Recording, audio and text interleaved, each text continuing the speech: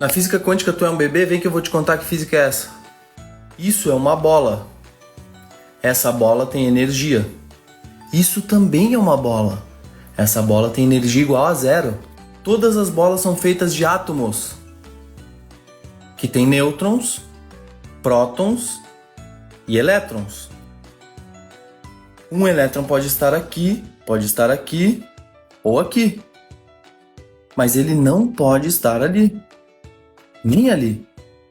Todos os elétrons possuem energia. Esse elétron tem mais energia. Esse elétron tem menos energia.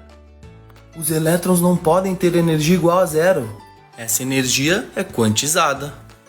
O elétron pode ganhar energia e pular. Ou pode perder energia e cair.